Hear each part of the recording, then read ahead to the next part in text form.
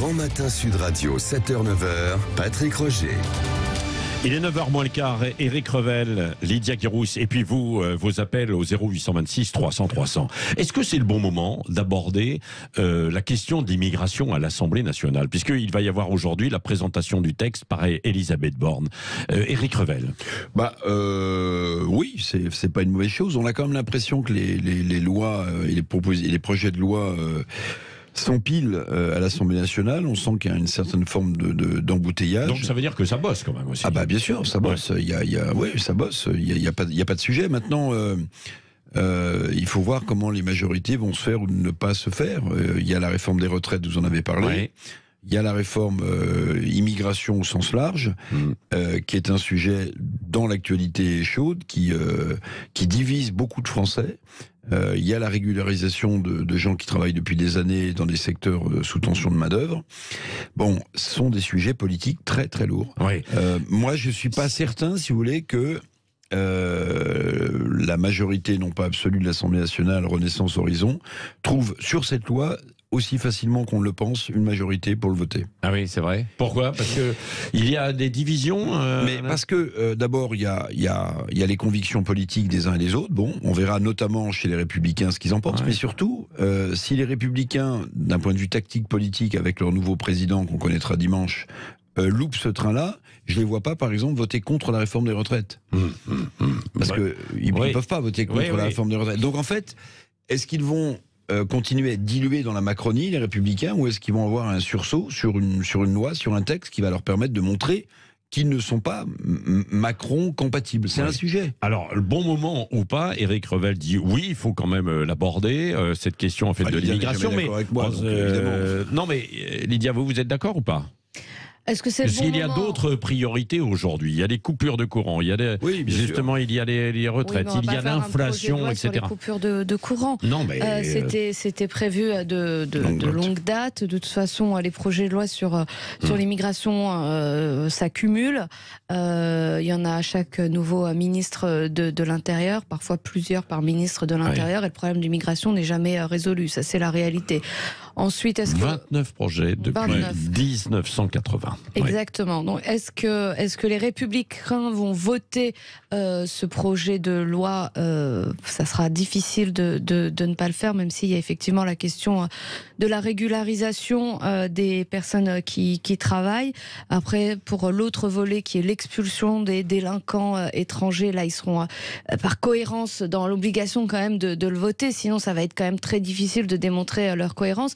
Mais ça va encore être des négociations âpres. Ils se vendront très cher. Peut-être qu'il y aura, je sais pas, un 49.3, peut-être qu'il y aura encore des difficultés, mais oui, le projet est nécessaire, c'est le bon timing. Vous voyez, Eric, je suis d'accord avec vous. Tiens, bah donc, c'est étonnant. Il y a des choses qui arrivent, on approche de Noël, c'est la bonne surprise. Voilà, c'est ça. Alors après, certains disent oui, mais alors ce projet, c'est quand même le grand flou. Hein. Il y a, et puis le grand fourre-tout même. Il y a tout dedans. Alors il y a cette question des régularisations pour les gens qui sont sans papier et qui travaillent. Quoi. Utile ou pas utile. Mais écoutez, moi je suis extrêmement partagé parce que d'un côté j'entends des patrons de fédérations de secteurs qui disent il faut régulariser les gens qui se sont impliqués dans nos entreprises, dans la restauration, dans le BTP. Bon, je dis très bien. Ouais. Mais pardonnez-moi, ça veut quand même dire que ces gens ont embauché à l'origine des gens qui n'avaient pas de papier, qui étaient donc dans l'illégalité. Donc aujourd'hui on dit il faut les régulariser. Alors vous les régularisez, puisqu'ils sont là depuis longtemps, et que ces secteurs économiques en ont besoin, paraît-il, en termes de main-d'œuvre. Mais d'abord, c'est quand même un formidable appel d'air. Ouais. C'est-à-dire qu'en réalité, pourquoi est-ce que d'autres, avec des réseaux clandestins, ne viendraient pas de la même manière, puisqu'ils vont se dire, de toute façon, les secteurs sont sous tension en France et pour un bout de temps, donc autant essayer de tenter notre chance et de venir de manière illégale pour ensuite être régularisé. C'est toujours comme ça que ça se termine. Alors oui, on a besoin d'immigration pour faire tourner l'économie française. Oui, mais bien sûr. Mais d'ailleurs, regardez, c'est bien. Souvenez-vous, après l'indépendance de l'Algérie, on a fait venir des gens qui se sont impliqués en France. Les travailleurs italiens, les travailleurs polonais dans les mines, les travailleurs espagnols, tous ces gens sont venus et ont participé à la croissance. Bien avant. Oui, c'était avant. Mais ce que je veux dire, c'est que oui, on a besoin d'immigration, mais là, c'est pas ce qu'on nous vend dans ce projet de loi. On nous dit, en fait, on va juguler l'immigration illégale. Mais moi, je dis, c'est exactement le contraire qui va se passer. Si vous régularisez des gens qui étaient de manière illégale en France, ben vous dites, voici votre brevet pour venir en France de manière illégale, et un jour vous serez régularisé. Donc c'est pas une barrière à l'entrée. Ouais, voilà. Après le projet de loi est quand même sur ces deux jambes, hein, c'est-à-dire, comme le disait Gérald Darmanin avec une formule un peu simpliste, en gros récompenser ceux qui travaillent et qui se gentils avec les gentils, bien, méchants avec les méchants. Oui. Et les délinquants qui sont étrangers, accélérer leur expulsion à condition qu'on réussisse toujours, et c'est toujours le même piège, à obtenir les laissez-passer consulaires pour pouvoir effectivement expulser, puisqu'aujourd'hui on sait très bien qu'on expulse que trop peu. Mais c'est... Sur le volet économique, c'est la grande hypocrisie française. On dénonce l'immigration. Néanmoins, effectivement, dans beaucoup de secteurs, que ce soit le bâtiment, l'hôtellerie, la restauration et d'autres, on en appelle beaucoup à cette main-d'œuvre, qui est en situation illégale, sans papier, parfois des clandestins, et qui sont extrêmement mal payés aussi, il faut le dire, et ça arrange beaucoup de petits patrons. Mais vous avez donc vu que les régulariser très bien. Néanmoins, moi ce que je crains, c'est que c'est aussi un moyen d'éviter des hausses de salaire dans certains secteurs, un moyen d'éviter une amélioration des conditions de travail dans certains secteurs, puisque vous aurez cette main-d'œuvre qui sera moins exigeante dans un premier temps, évidemment dans un premier temps, parce qu'ensuite le sujet monte terriblement sur les chantiers des Jeux Olympiques à Paris 2024. Oui, bien sûr, si vous avez vu. Mais nous qui sommes toujours prompts à dénoncer chez le voisin, en fait, on est en train de s'apercevoir qu'il y a beaucoup de gens qui travaillent avec ou sans papier, de manière illégale, sur les chantiers des Jeux Olympiques pour Paris 2024. Vous parlez des patrons tout à l'heure qui emploient ces gens illégalement. Vous savez que ce sont des gens qui peuvent ne pas avoir de papier, bien sûr, mais si vous faites une déclaration, c'est l'employeur qui doit le faire, vous pouvez avoir une autorisation pour pouvoir les employer. Qu'est-ce que c'est que ce système ? On n'a pas de papier, mais en même temps on fait une déclaration. C'est ce qui se passe. Avez raison, c'est l'hypocrisie du système français.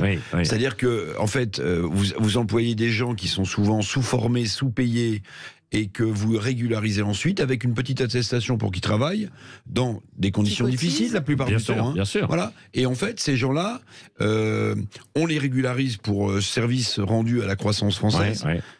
Et ensuite, qu'est-ce qui se passe ?